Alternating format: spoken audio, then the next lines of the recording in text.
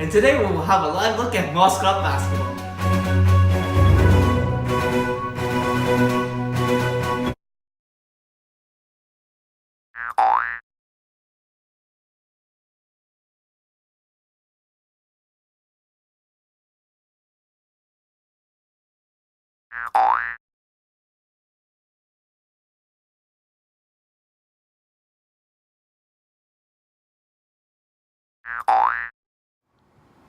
Yikes. Anyways, we'll be going to our last segment today, entertainment. Today we'll be talking about the upcoming TV shows about the book Oryx and Crake. We'll be bringing on book specialist Mr. Habibi. Mr. Habibi, how are you doing today? Alright, we better make this quick. The Bruins are playing. I'm so excited. Alright. Let's get right to it. What can you tell us about the book? Well, it's gonna just sent me a couple drawings about the main characters. I already sent pictures to the producers of this show. They will be coming on the main screen very soon. The main character of Oryx and Crake is Jimmy / Snowman. The story is told through his eyes. He starts off as a very troubled kid, has a rough childhood, but eventually matures in his adult years. He is one of the toughest lives I have ever read in a book, and the things that happened to him really gave him strength and resilience. As a young child, he's Jimmy, but when he is in isolation, he's Snowman. There is his best friend, Crake. Crake is a certified genius, plays a crucial role in the book, especially when it comes to destroying the world. Then there is Crake's girlfriend and Jimmy's lover, Oryx. She plays a big role in Jimmy's life and is probably one of the most exciting and unpredictable characters that I ever read about. The book mostly takes place in a forest that is near the seas or in these places called compounds. If it is Jimmy being the main character, then the story is most likely being taken place in the compound, and if Snowman is the main character, it is in the forest with the sea nearby. Now, the plot. The book is very confusing. Oh, wait, I have to go. The Bruins game is starting. Hello?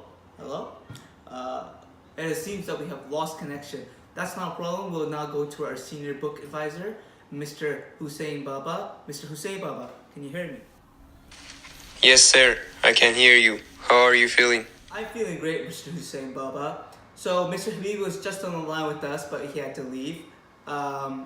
He didn't get a chance to fill us in on the plot, and he also mentioned something about strength and resilience. Maybe you could fill us in what he's talking about. We would like to know something about the main character before the TV show comes Yes, out. I definitely can. The story kind of has two storylines going on, but they end up connecting in the end. The easiest way is to tell the plot is in a chronological order. The story starts off as Jimmy, who is a curious young boy, learning about the compounds and the different things that happen in the compounds. In the compounds, they try things like making animals that contains extra kidneys or try to make new skins. His father, who started with good morals, eventually turns to the dark side as he tries to get the perfect formula for new skin. The father's bad morals anger Jimmy's mother, and she leaves the family and takes Jimmy's only friend at the time, his raccoon killer, to release it into the wild. A raccoon is a hybrid of a skunk and a raccoon. This is the first time where we can see him developing strength and resilience. Even though he's not that close to his mother, it's still his mother and he feels something. He is consistently haunted of memories of his mother leaving, and he can't shake the feeling of her departure. Because his mother's departure from the compound is so impressive that guards in the compound regularly question him about the disappearance of his mother.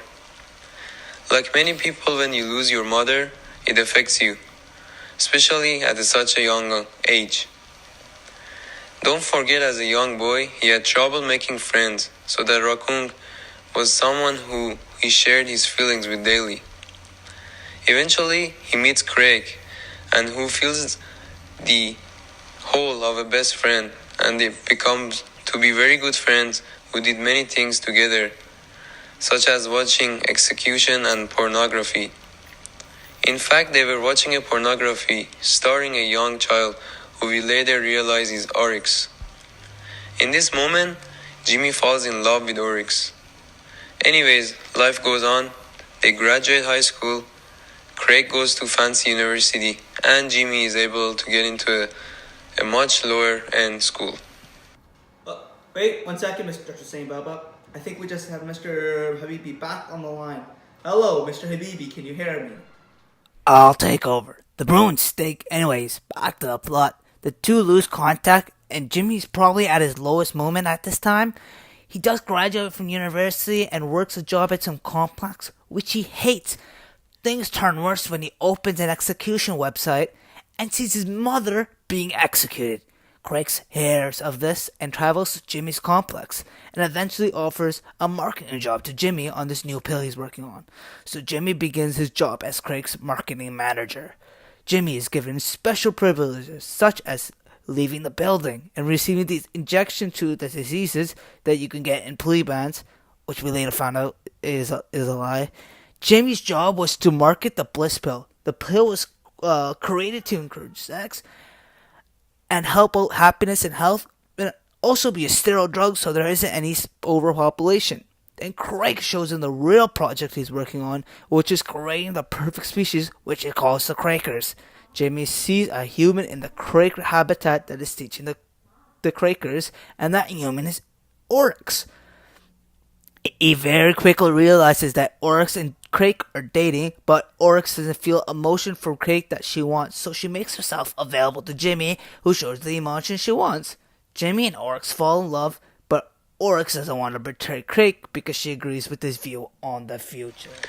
My favorite part, enough pictures from this kid to explain it. This goes on from some time. Bliss Pill is working fine, until all of a sudden it stops working. People start dropping dead, and there is a disease from Bliss Pill that creates an epidemic, and it turns airborne.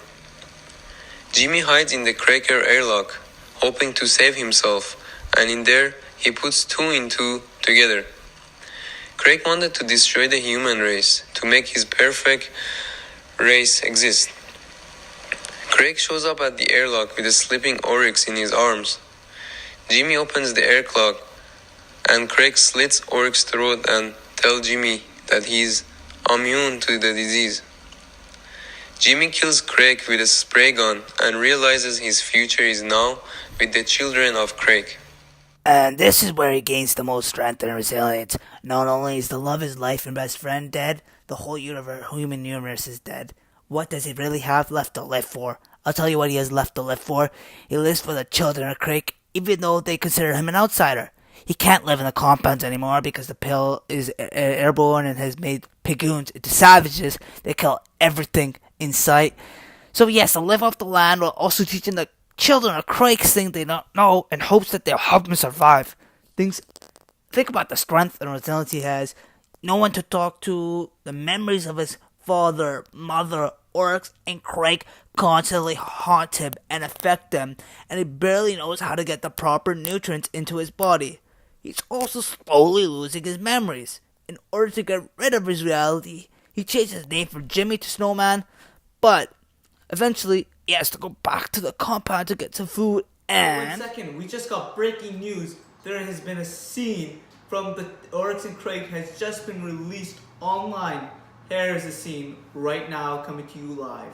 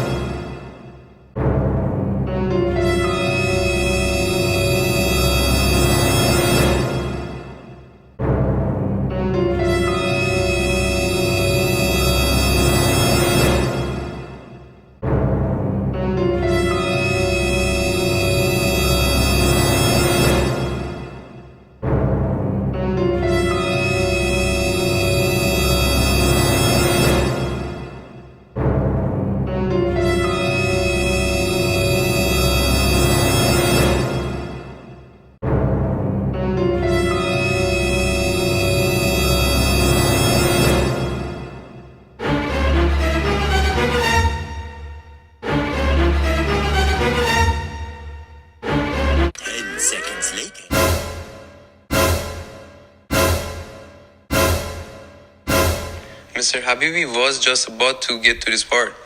Wow, what a scene. That's another thing he has to do. The savages call pigoons all the time. It is insane at how fast those animals move, especially for that size. Adding the fact that they also are quite smart and are able to trick humans. Snowman is in constant fear of dying. I mean, there isn't much that's more permanent than that. I personally believe it takes a lot of strength just to live when you really don't have anything to live for until.